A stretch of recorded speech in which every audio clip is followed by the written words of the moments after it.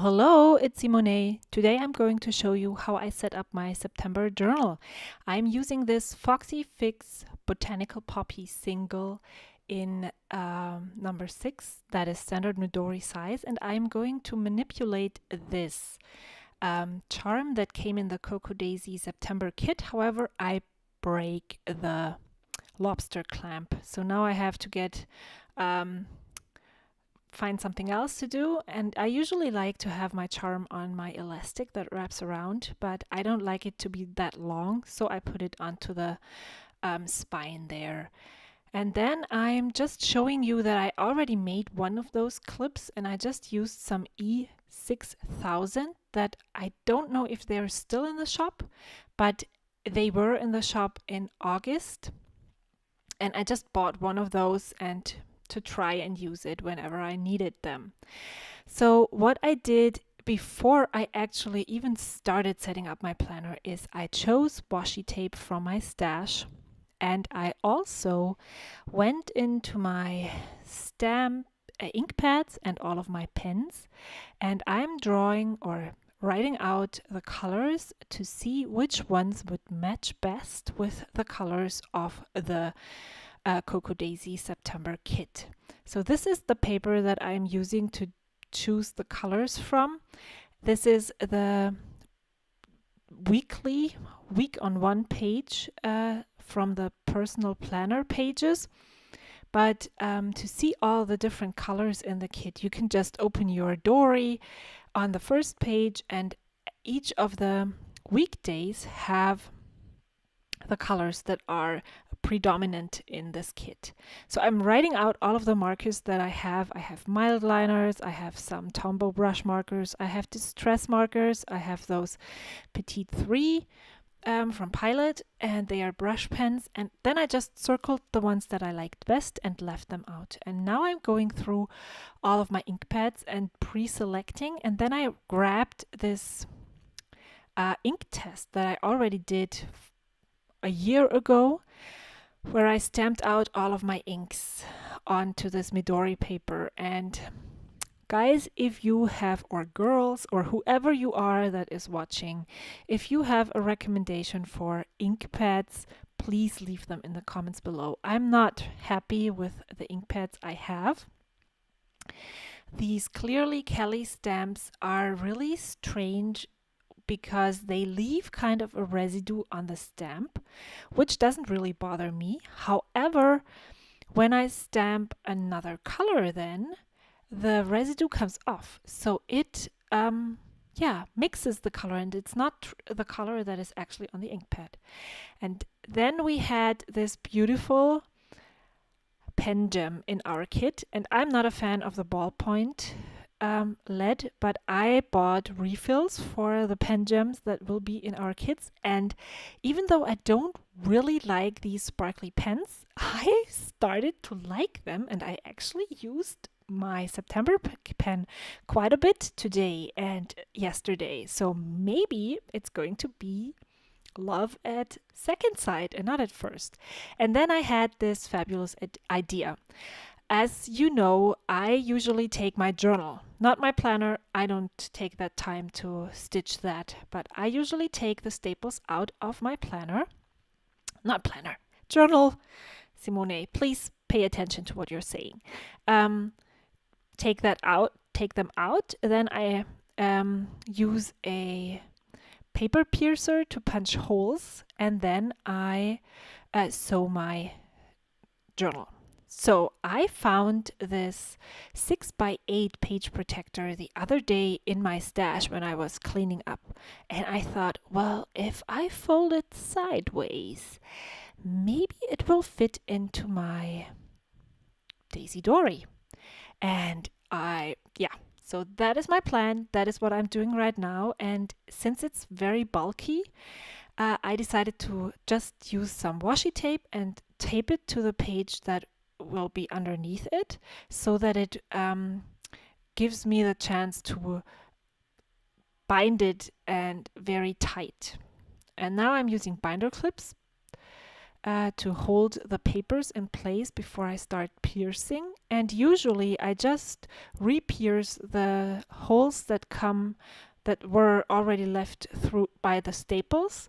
But since I'm adding this plasticky page protector, I'm adding one more hole, and now I'm adding 3 more holes.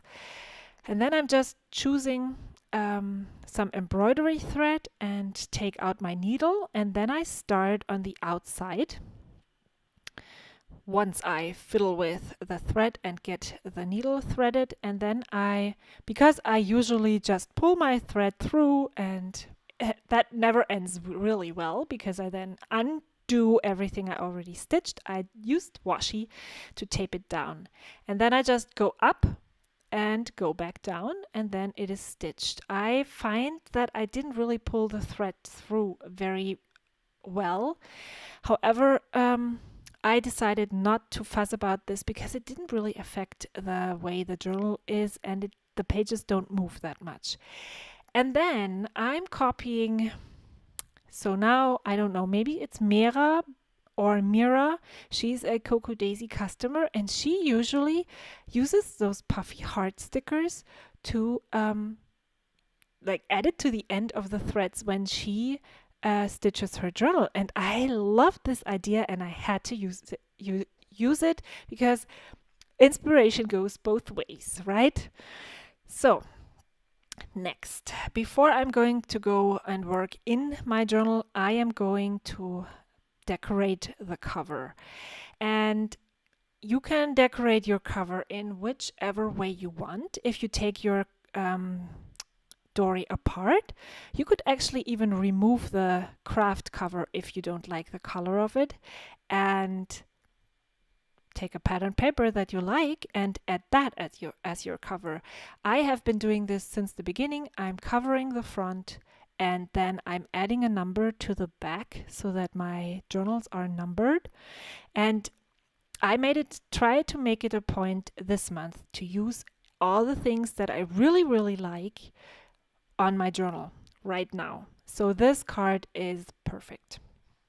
And so I decided I am going to put it on my cover, and then I used it. And I'm not going to leave it in my bag all month, and in the end of the month the journal is full and I haven't used it.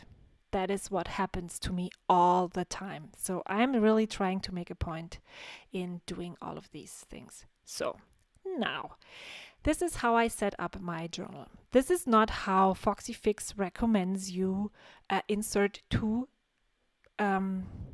inserts into the traveler's notebook cover. I do that because I have been doing it with my Midori notebook, and with this one I haven't really encountered any problems, and so that is what I do. I thread one of the inserts onto the longer elastic, and then I just stretch the shorter one and insert my other notebook. Okay, I'm trying to make a simple dashboard for the folder that is wrapped around my monthly Daisy Dory, and I'm using this patterned paper, and I know that it's more beautiful with as a whole, but that's just not how it's going to work with the Daisy Dory because it's so narrow. But I don't care, I really like the way it looks. And then I realized that I do the exact same thing here as I have done in my planner, which is a number 4, which is personal size. I just cut down a dashboard and use a paper clip to clip this to the front of my notes not Daisy Dory. That is just a normal Midori brand notebook that I use to take notes when I watch educative YouTube videos. There is actually people on YouTube who tell you how to improve your channel, and I love to take notes when I listen to those. So I cut down my vellum, which is just plain vellum that I bought when I studied architecture at university, and I still have it left over, so I decided to use this, and then just cut it down to size to insert it into the secretarial dashboard, which is from foxyfix.